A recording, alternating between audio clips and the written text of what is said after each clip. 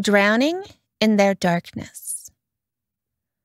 Freya's life was simple, helping her parents on the farm, spending a few quiet afternoons down by the river with her sister, Jadzia, and occasionally riding into town with her father. She knew one day she'd marry Devlin, the boy from 2 farms down the road, and they'd spend their days raising a family just like her parents had before her and theirs before them. All of that changed the summer she turned 15. Freya started to feel it that summer. She couldn't explain exactly what it was, just that she no longer felt in control of herself when she was around people. When they focused their attention on her, she felt herself bend or flow into someone else, someone more like what they wanted her to be. The first time Freya really noticed the change was on a day so hot that all she wanted was to lie in her room until the afternoon rains blew through.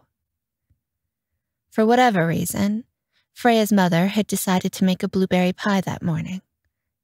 As Freya lay in bed, fanning herself with the brim of her bonnet, she wrinkled her nose at the stench. She'd always hated blueberries. They were squishy and gross, and she'd never understood why people thought they tasted good. "Freya, come down here." As lethargic as she'd been a moment before, at the command, Freya jumped out of bed and raced downstairs to join her mother and sister in the kitchen, where her mother thrust a plate full of steaming blueberries and flaky crust in front of her. "Try some pie. I'm sure you'll love it. I used cinnamon." Instead of turning her nose up in disgust like she would have normally, Freya ate the pie, savoring every bite. Freya eating something she didn't like wasn't entirely strange. She'd always been willing to do little things to make her family happy. Give her yellow hair ribbon to her sister, listen to her father tell the tale of the old man and the cooper for the 10th time, help her mother organize the cellar. What was different, and what she only realized later when she finally stopped to think about it, was that on that particular day, when her mother had asked her to eat the pie, she hadn't forced herself to eat it to please her mother. No, during those few moments, Freya had wanted to eat the pie, and she loved it just like her mother had said she would. As her mother had watched with eager anticipation, Freya had shoveled bite after bite of blueberry pie into her face and told her mother how delicious it was. And she'd meant every word. Late that night, lying on her bed as a cool breeze finally cooled her skin and Jadzia snored in the corner, Freya thought about what had happened in the kitchen and wondered if maybe she'd changed. These things happened sometimes. She was growing up after all. Maybe she liked blueberries now. To test her theory, Freya snuck downstairs and found the remainder of the pie. She pulled the plate close, inhaling the sweet scent of pastry and berries, and gagged. It was all she could do not to retch at the foul smell of the most awful fruit in the world. She almost dropped the plate on the floor in her hurry to get away from it. No, she hadn't changed. She definitely still hated blueberries. Except, it seemed, when her mother told her she'd love them. Freya worried about this change in herself, but she didn't tell anyone about it. It was just blueberries, after all. But it wasn't just blueberries. One sweltering midsummer morning, when she and Jadzia took a picnic lunch down to the river, Freya finally began to see how powerful it was. As they sat there in the sweltering heat of the day, Jadzia eyed the cool water flowing nearby. "We should go for a swim when we're done." Jadzia had always loved to swim, She was like a steelhead fish slithering through the water with perfect ease. Freya shuddered. You can, but I'm not going. She had never taken to the water. She hated it. She wouldn't even stand within reach of the bank. It scared her so much. So when they'd finished eating, and Jadzia started to strip off her clothes to go for a swim, Freya knew that she wouldn't join her sister, no matter how hot the day or how refreshing the water. Except not a moment later, when Jadzia turned to her and said, Come on, Freya, let's go for a swim. Freya went. She didn't even hesitate. The little voice in her head that had warned her of the danger was gone. She wanted to swim with her sister. Until, that is, Jadzia ducked under the water and Freya found herself alone with the strong current swirling around her hips. She panicked as the water tugged and pulled at her feet, trying to flee back to shore before it could take her.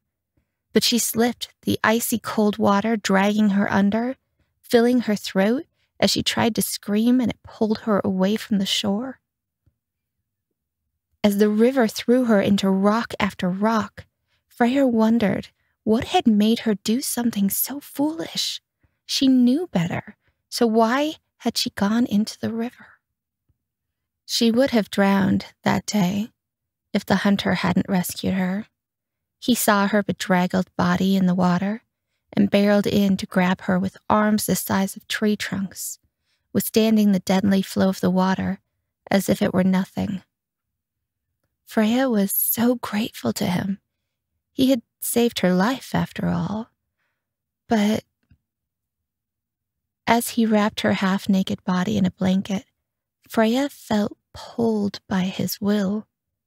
He wanted her to be grateful. And he wanted her to show her gratitude to him by doing something she'd never done before.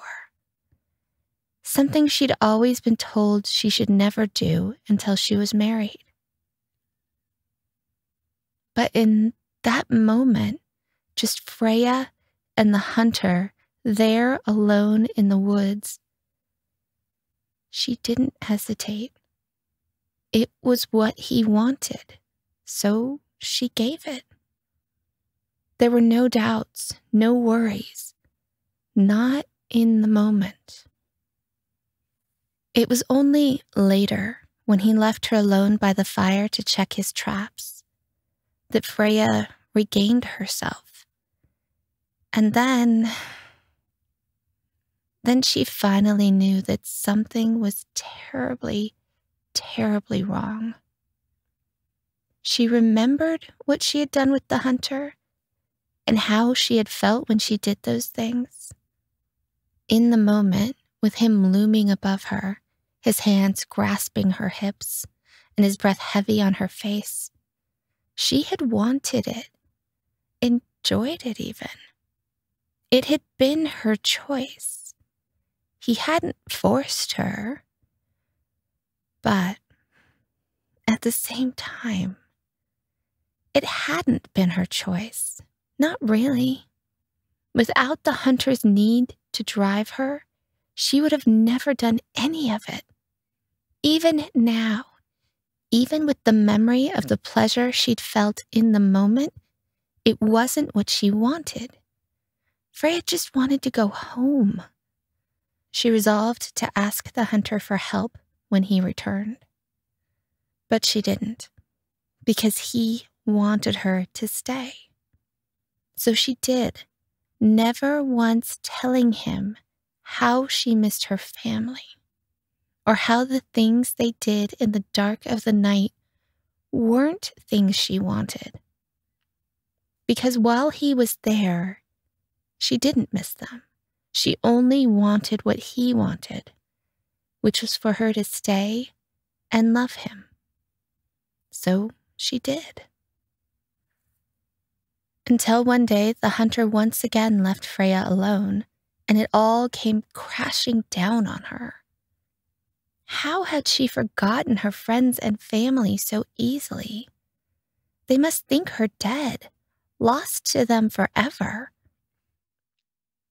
She knew she needed to go home. And she knew she wouldn't tell the hunter if he came back, because he didn't want her to go. So she fled. She ran and ran and ran through the forest. Branches lashing her face, stones cutting her feet, sobbing, half blinded by her tears. She didn't even know where she was going, just that she needed to get away.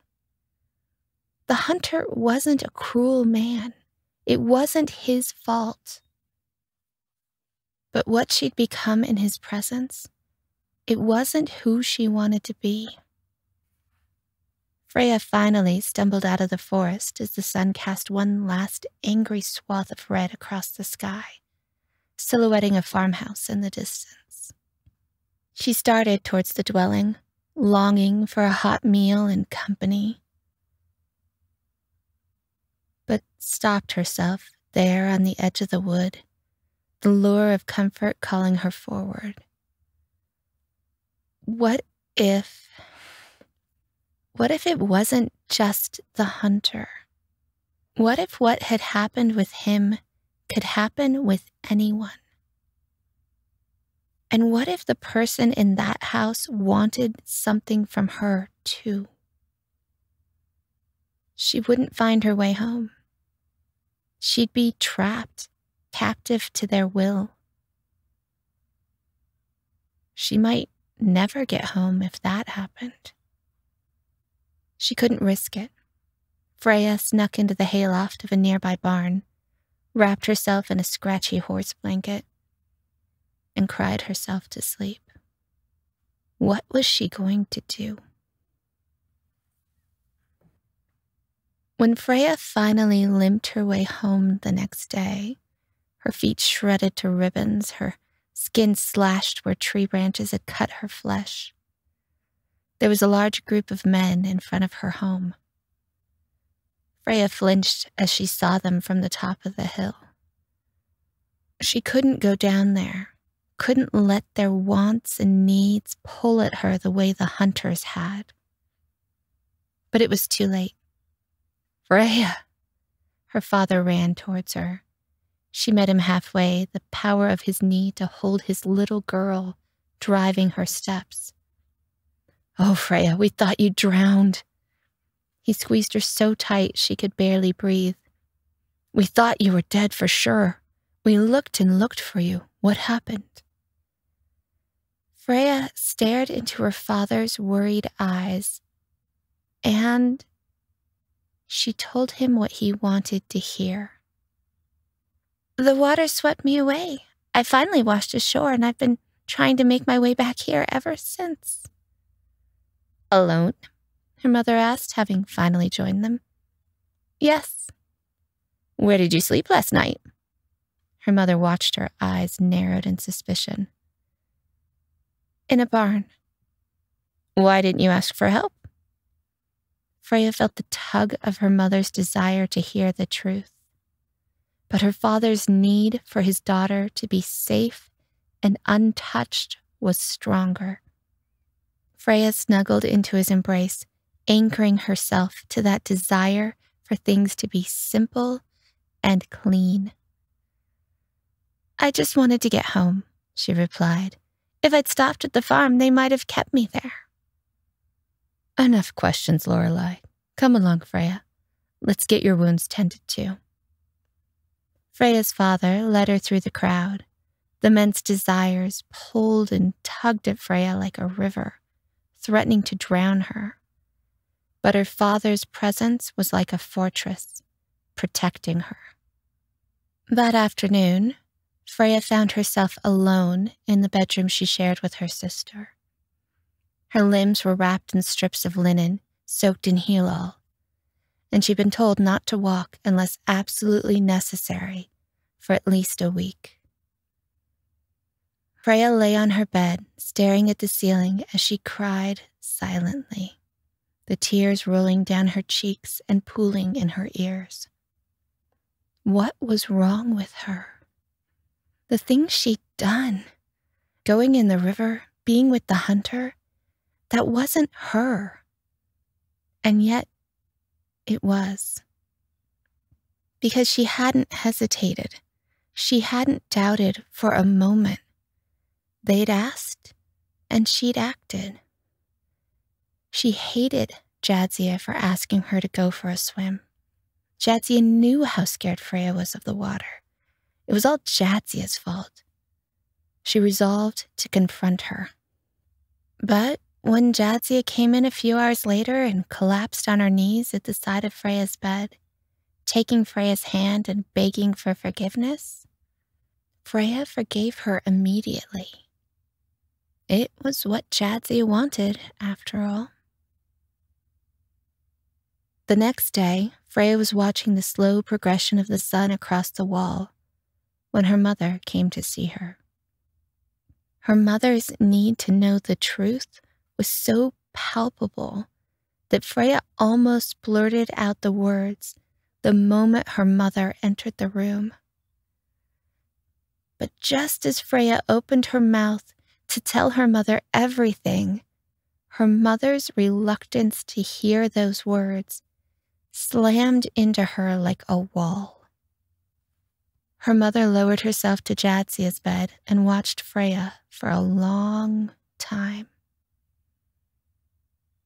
She started to speak a few times, but never managed more than a word or two before lapsing back into silence.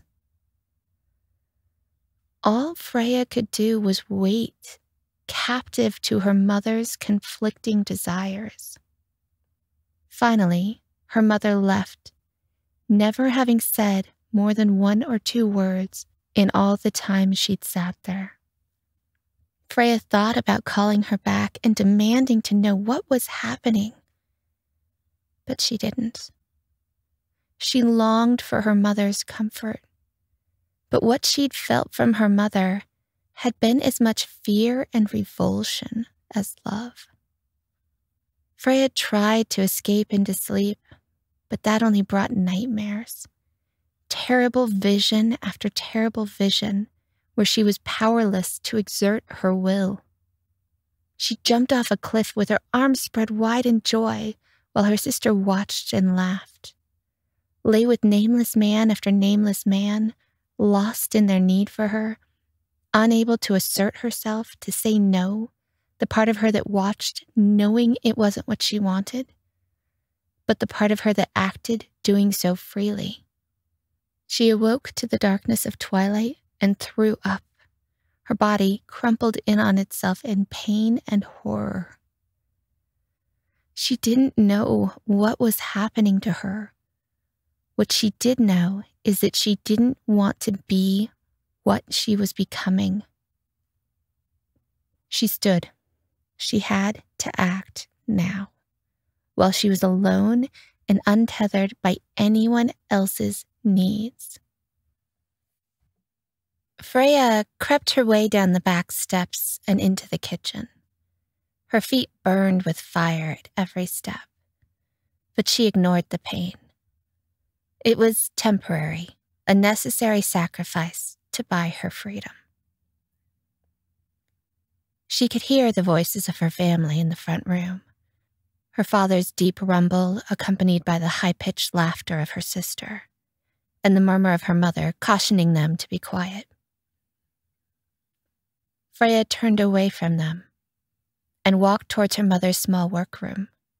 Somewhere, amidst the dried herbs and potions, she'd find the solution she sought. Her mother wasn't a trained healer, but people often came to the house to have her tend their ills. She had a certain affinity for others, to put them at ease, even before she administered her cures. And she was always right about what ailed them, even when the person was too embarrassed to tell her the truth. Freya tried to be quiet as she rustled through the various tinctures and tonics that lined the narrow shelves, looking for the black berries of the nightshade plant. She'd picked them just the week before, so there should still be some left. Freya found them at last in a mottled glass jar on the top shelf. Her fingertips had just touched the jar when she found herself frozen, unable to move. "Freya, what are you doing?"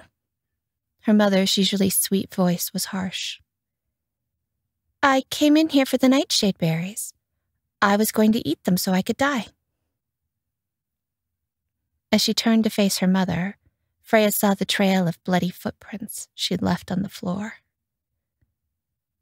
Her mother's face was carefully neutral, but Freya felt the whirlwind of emotion hidden behind those calm blue eyes. "We need to talk. Wait here." As her mother left, Freya turned back towards the jar of deadly black berries. "Blast it," her mother said, returning. "Come with me." Freya obediently followed her mother out to the front room. "Freya, dear, feeling better?" her father asked. "Yes, much," she replied. And she was, despite her bleeding feet and the bottle of poison she'd been forced to abandon just moments before, because he wanted her to be better. Freya's mother stepped between them. "Clive, I want you and Jadzia to run to the Bundersons' farm and pick up some eggs." "Can we do it tomorrow?" he asked, clearly puzzled by the unusual request from his wife. "No, I need you to do it now." "Why? What's wrong?" Freya tried to respond, but her mother's desire that she stay silent prevented her. She whimpered, torn between their competing needs. "Go, Clive, now." Her mother's voice was like a horsewhip. He left immediately. Freya's mother washed and bandaged her feet once more, never uttering a word. It was all Freya could do not to cry out at the roiling emotions that battered her. Love, fear, hatred, disgust. Finally, when the bloody signs of Freya's passage had been erased, and all seemed as good as new, Freya's mother sat down across from her. "I was afraid this would happen." She stared at the rag she was twisting between her fists. "My sister was like you. It took us time to realize what was happening. She was often alone running Father's herb shop, so we didn't know at first. But it was a small town, so it didn't take long for the rumors to reach our ears. Rumors about how if a man went to the herbalist when Tanya was alone, he could get far more than just a tincture to cure his headaches. But how she would be anything he wanted her to be. Always willing, always ready." Freya's mother glanced at her and then away again. The beautiful girl with long brown hair and green eyes who could and would please any man. Freya's mother spat to the side and Freya flinched. Her mother had never spit in front of her before. "I didn't want to do it, Mother. I mean, I did. He didn't force me. I did it willingly. But I wasn't myself." "I know." "You do?" Freya looked for some sign of compassion or understanding, but found none. "You're an empath, Freya, like I am. But you can't control it. Where I can sense a person's general mood and expand my awareness to feel what they feel, you are subsumed by their will." Her mother stared out the window. It was almost dark now. Freya's father and sister would be home soon. "I suspected it the day I gave you that blueberry pie. You ate it so enthusiastically. I started to wonder. I started to watch you." "I can resist it sometimes," Freya said, silently begging her mother to look at her. "People don't always want something from me. And sometimes they want more than one thing from me. Like you on the day I returned. You wanted to know what happened in the woods, but you didn't. And Papa wanted me to be safe and unharmed. so I was able to tell the lie. She wanted to reach out and grab her mother's hands, but couldn't. It was much the same way with my sister. Freya's mother still wouldn't look at her. Then I'll be okay? I can fight this? No. Freya felt an urge to end it all, sparing her mother having to deal with this, and an equal urge to weave flowers into a crown and sing Ring Around the Rosie like she had when she was little, before this. Mother, Freya managed to say around the pain from her mother's conflicting desires. Sorry, Freya. Be calm. Relax. Can we fight this, Mama? We can try. But you don't believe we'll be able to. Freya's mother finally looked at her. Her expression was so sad, so defeated, that Freya wished she'd continued to study the rag in her hands. It's the men, Freya. You're right. Most people don't want much from anyone else. Or what they want is so disjointed that you can find your own path through their needs. But the men, especially once they know what you are, what you can give them, then we don't let them know. Freya reached out and took her mother's hands. Of course, you're right. We just won't let anyone know. Her mother squeezed her hands, but Freya knew she didn't believe it. It actually worked for a while. Freya stayed on the farm and made sure to avoid anyone except her family. Freya's sister and father didn't understand what was wrong with her, but they humored Freya's mother. And when Freya started to act odd, they left her alone and let her find herself once more. Sometimes Jadzia got bored and used Freya's weakness against her, mostly by getting her to do the messy chores like mucking out the horse stalls. Jadzia saw no harm in it, since in the moment Freya was always more than happy to comply, and she could never tell her sister later how upset she was. Freya tried to resist, but she never succeeded. She couldn't even tell it was happening until it was over, and by then it was always too late. It was annoying, but it wasn't all that bad. Not until that early fall day, when they left Freya alone on the farm. Just for a few hours, not like they could watch her forever. Not like anyone was going to come by. Except someone did. Hagen, the butcher's son, stopped at the farm on his way to market. He was a nice boy, a little big and awkward, a little too friendly, but not a threat. Not a mean bone in his body, as the grandmother said. Freya tried to hide from him, but he'd already seen her and tracked her into the barn. Freya, I haven't seen you in ages. How have you been? He smiled as he approached her. Hagen, I've been good, thank you. As he came closer, she realized she really liked him. Really, really liked him. Liked his kind eyes and broad shoulders, his slow way of speaking. He stepped closer. I've been so worried about you. No one's seen you since the river accident. I know. Mama and Papa didn't want me to wander too far. They're worried something might happen to me. She smiled up at him, stepping closer as well. He reached out to touch her face, and she didn't step away from him. Instead, she leaned up on tippy-toes to kiss his lips as he stared at her in awe and disbelief. His arms circled her waist, pulling her deeper into the kiss. And then he was bearing her down to the straw, and her world became one of satisfying his need. Later, she could remember little bits of what happened.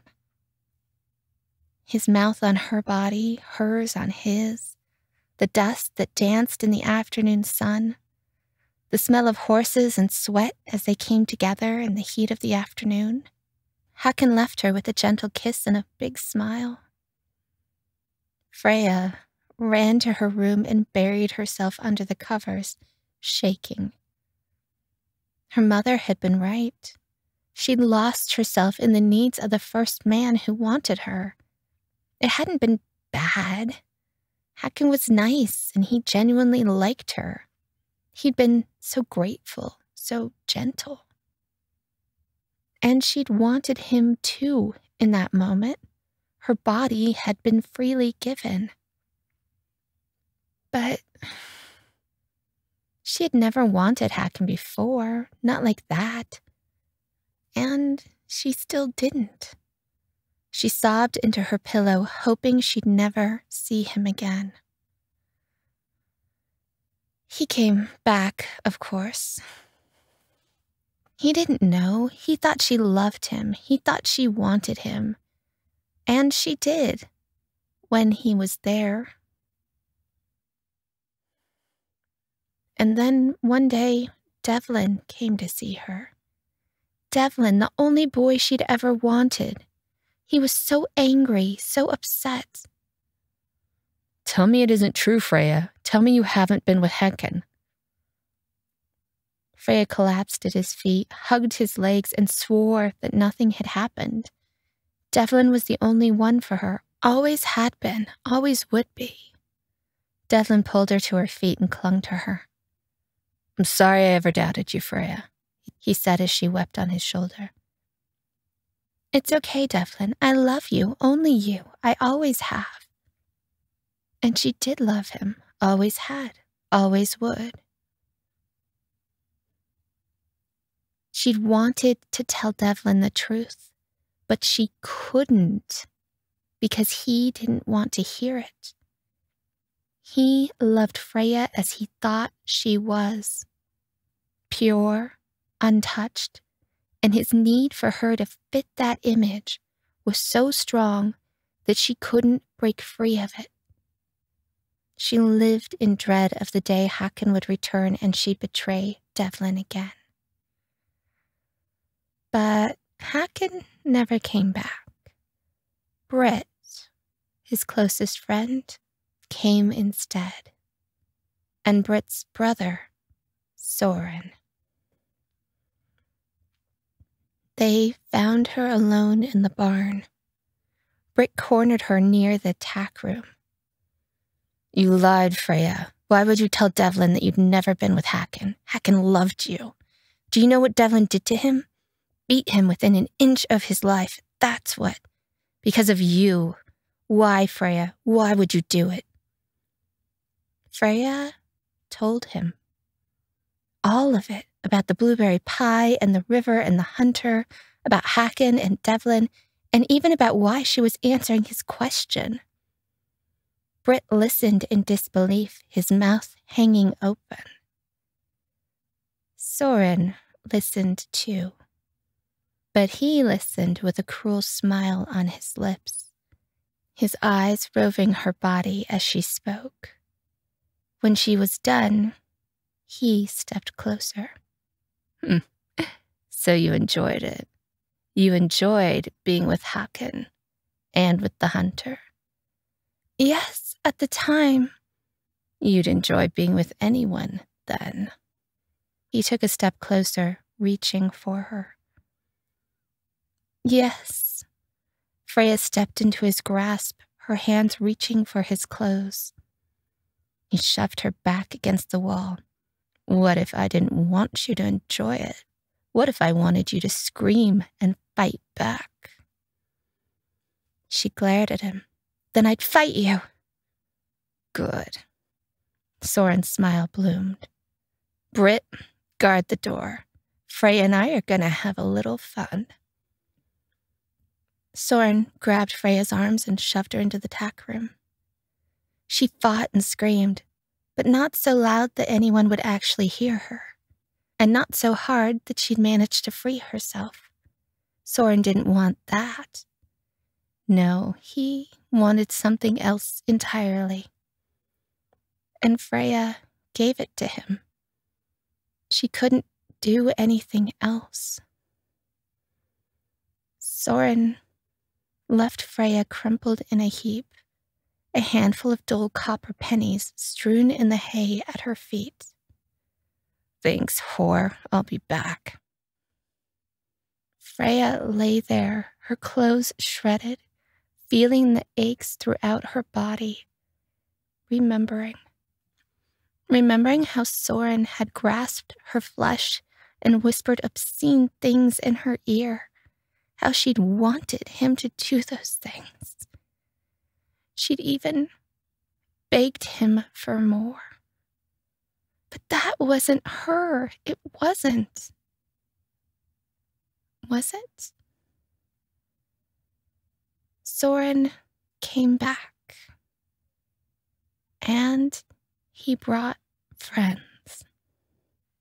Freya dreamt of the men every night. She couldn't get away from them even when she was alone. She remembered the pleasure she'd found with them, or at least with the ones who wanted her to feel pleasure. With the others, she shuddered as she flinched away from the memories, wondering if this was who she was, someone who changed to please those around her. Sweet and innocent for her father, steady and quiet for her mother, generous and helpful for her sister, and for the men, whatever they wanted her to be. Sweet and shy, bold and brazen, victim, whore. Maybe she really was all those things, but she knew, somewhere deep inside, she knew. She lived for the days when Devlin came to see her, for the days when she could be his pure, sweet Freya, untarnished, untouched, just a young girl who would one day marry the boy she'd always loved.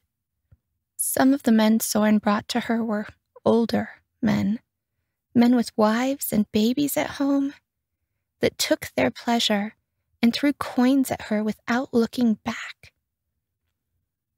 Ashamed of themselves and disgusted with her, hating a woman who could so freely give herself to fill their needs.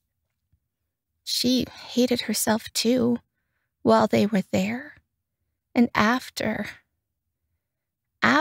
she scrubbed her skin raw, trying to get rid of the feel of their greasy bodies against her skin. And then, one late fall day, as the leaves died and pooled on the ground, came the moment when she could no longer be everything to everyone. It was no longer warm, but not yet winter, and Freya was cleaning the kitchen when Soren found her. He was alone. He liked to have her to himself every once in a while. Liked to do things to her that no one else should see. He shoved Freya against the table, not even bothering to take off her dress, and tangled his hand in her hair, pulling back until her neck was bent at a 90-degree angle, willing her to scream. She did. That's when Devlin found them. "Freya, what's going on here? Soren, you get the hell away from her." "She wants it, Devlin, don't you, Freya?" Soren's hand was still tangled in her hair, still pulling her head back. Freya screamed again, like a wounded animal caught in a trap. Devlin wanted her to be his sweet, gentle, kind Freya. Soren wanted her naked on her knees, begging him to take her. She couldn't please them both. She couldn't be both girls. Their conflicting desires were tearing her apart. She fainted. When she awoke, she was in her room and the house was in chaos. There were angry voices shouting downstairs, men's voices. Jadzia sat on the bed across from her, Mother told me to stay here with you so you don't do something stupid. The waves of hate rolling off Jad's ear were so strong that Freya almost opened the window and jumped. Don't, Jadzia said. Mother very specifically told me that I'd be to blame if you somehow ended up dead. What happened? Freya whispered. Jadzia crossed her arms and leaned back against the wall. Well, Soren's dead and Devlin is being charged with murder. Seems he didn't realize that his dear, sweet Freya was willing to spread her legs for anyone who asked. What? Freya sat up, looking towards the door. You heard me. Jadzia moved to stand between Freya and the door. Seems Devlin saw Soren with his pants down around his ankles and heard you scream and got the wrong impression. So he killed him. But when Britt found out about it, he told everyone how you were nothing but a no-good, dirty little tramp. And then a whole lot of other men backed him up. Told stories about coming here while we were all in town and paying to be with you. Jadzia sneered down at her. Not that the money was needed, of course. They all made it pretty clear you'd be just as willing to open your legs for free. Now Devlin is going to be hanged because he was in love with a no-good, dirty whore. No, you don't understand. Freya reached towards Jadzia, but her sister stepped out of her reach. You disgust me. You should die. With that, Jadzia left her alone. Soren had deserved to die for what he'd done to her. But Devlin didn't deserve any of this. Freya should have turned Devlin away after what had happened at the river. She wasn't worthy of him. But she couldn't, because he'd still wanted her. He hadn't known what she'd become, and it wouldn't matter now even if she told him the truth. She'd done it, hadn't she? She'd kept seeing the men and hiding it from her mother. Freya could have told someone, after the men had left, when she was herself once more. But she hadn't. Not that anyone would have wanted to hear it. Not her mother, and certainly not Devlin. They'd wanted her to be their old Freya, the sweet child who skipped and sang silly songs. But she wasn't that girl anymore. And she never would be again. Freya snuck at the back of the house and sprinted toward the mill bridge. This had started in the river, let it end in the river. She ran to the middle of the bridge, ready to fling herself over the railing. But at the sight of the swirling waters below, she hesitated. Death was so final. But did she have any other choice? She couldn't face them, couldn't stand to see the look of betrayal in Devlin's eyes, the hatred and disgust in her father's. And without them, she had nowhere left to go. She braced herself to jump. But as she leaned forward, she no longer had the will for it. She would have sighed in regret, but she couldn't because she was no longer alone. Child, what are you doing? The man who spoke to her was middle-aged, his clothes covered in dust, his eyes kind. I was going to jump. I wanted to die. He chuckled. Well, that's the most honest response I've ever received to that question. You wanted an honest response, so I gave you one. I see. He studied her for a moment more before continuing. Come here, child. Freya obeyed. That was easy. I didn't have a choice. I had to obey you. But as soon as you leave me alone, I'll go back and jump. I see. He looked around. Where are your people? I have no people, not anymore. Ah, well then. I guess you'll just have to come along with me. Can't have pretty young ladies jumping off of bridges under my watch. I'm Brandon, and you are? Freya. Nice to meet you, Freya. Now, come along. Brandon walked away, Freya trailing him. So, young lady, tell me about yourself. How did you come to stand on that bridge? Freya told him about the blueberries, the river, the hunter, Hakon, Soren, Devlin. All of it. Brandon listened, his brow creased in concern, arms clasped behind his back. Freya expected to feel that pull from him that she'd felt from the other men. But she didn't. He didn't want her, not like they had. He didn't want her weak and subject to his will. He wanted her to be safe and strong, to be herself. Somewhere deep inside, a tiny flicker of will blossomed, and she could feel Brandon supporting her, anchoring her. How did you do that? He winked. Give it time, child. It will get better, I promise. Freya smiled for the first time since that day by the river as she walked by his side. Protected by his belief in her, finally free to be herself for the first time in weeks. She allowed herself to believe that maybe there was a way to live with it, a way to be strong, to be herself again, to feel the desires of others, but to resist them, to choose for herself what she did and when.